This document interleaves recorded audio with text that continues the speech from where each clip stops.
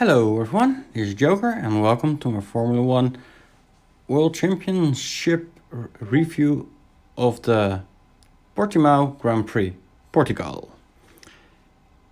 It was a crazy race, I must say. The qualifications had some track limits. I wanted to say controversy, but if you go out a track where it's known and you miss out on pole position, too bad, that's not a controversy, just making a mistake. So, too bad for Max Verstappen, no pole position on Portimao. This time around again, it went to Bottas. And then, let's go on to the race. I'm not going to go into the every details right now, I'm just going to the points that I actually just remember. So I might go a little bit ad hoc, not by round by round. So let's get started with the start though. A decent start of all, a good start actually, of all the drivers on the front.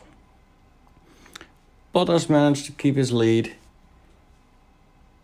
Lewis managed to keep on second.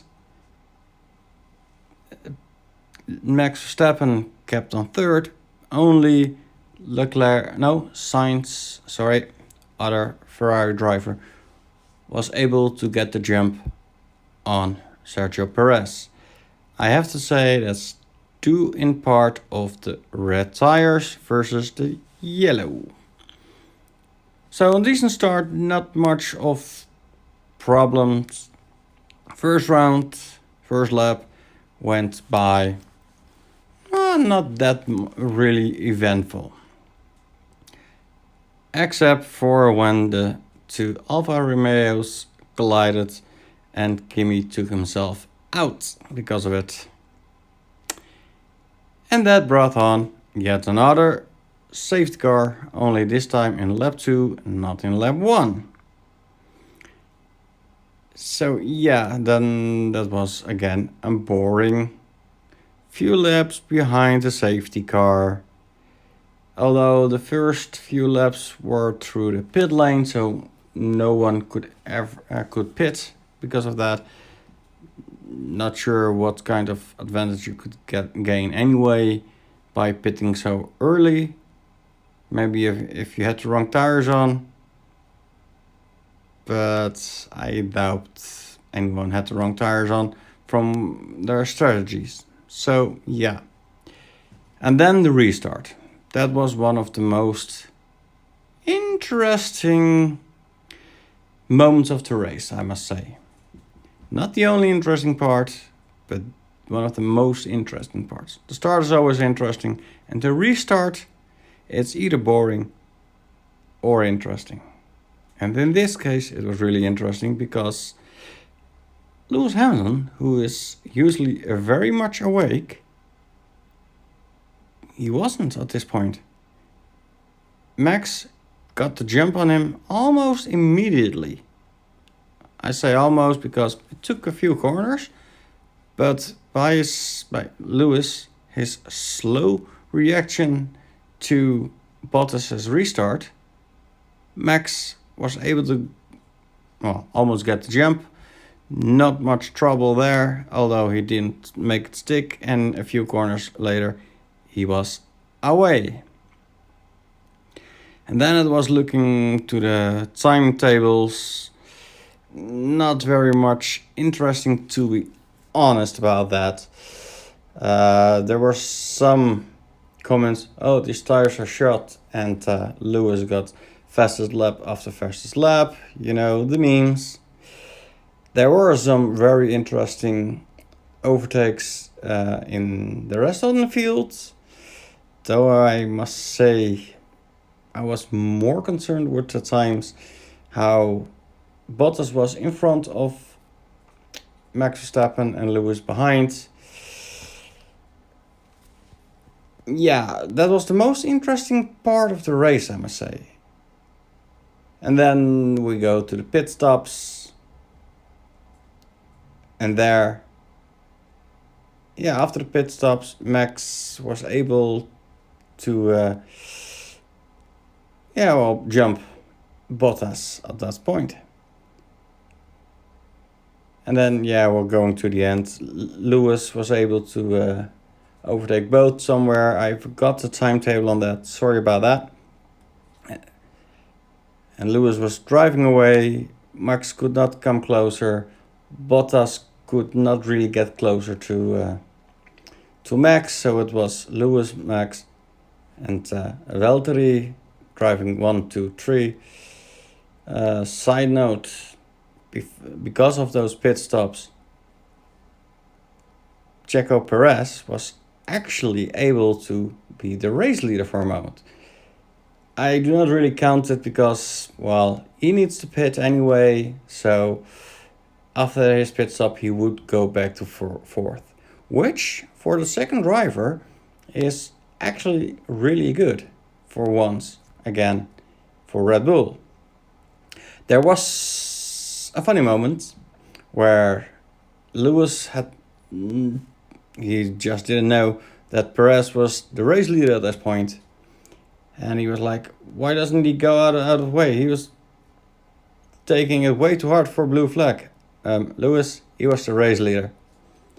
I know it's strange for him to see the second Red Bull in front of him and actually being in front of him in normal circumstances, like this race recently was. So it is an honest mistake, a bit like how Kimi did that a few years back when he was still driving for Ferrari with Bottas, I believe. So, yeah, there was that. Basically a boring race, a few actions in the midfield. Even, well, the most interesting action was actually in the backfield with Latifi and Mick Schumacher. But yeah, then we're going to the closing stages of the race. And that was actually interesting. Checo Perez had enough room to go for red tires and try to get the fastest lap, which he managed barely. So he needs to recharge and get back on for another round, which gave Bottas the opportunity to pit and get the fastest lap, which he tried. He got for a moment, and then Max was like, you know what, I am not gonna gain the advantage over Lewis, not in these few laps.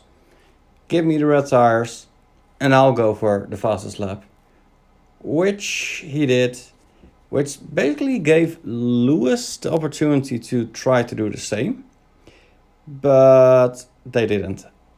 And coming over the race line, Max got the fastest lap.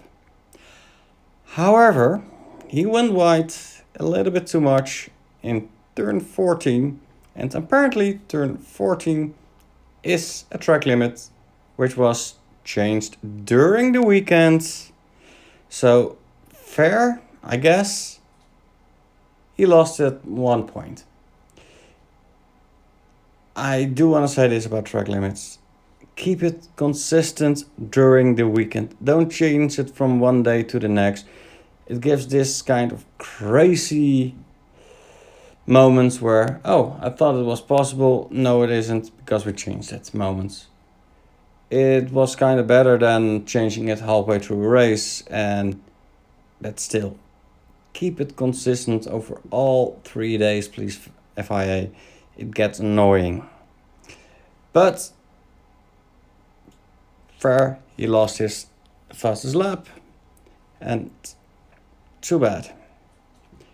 Got second place with Valtteri at third place, which makes the standing in the championship now first place still for Lewis Hamilton, 9 points in the lead, followed by Max Verstappen with a decent head start to the third place, Lando Norris still, and fourth place Valtteri Bottas. And driver of the day was Checo Perez. He drove a really good race, so I think he deserved it. It was not the best of races. If I would give it a number, I would say a 7, a solid 7. So, yeah, this was my little podcast review of the race. Please leave your likes and comments down below. And well, everybody stay safe. And see you for the next race. Bye bye.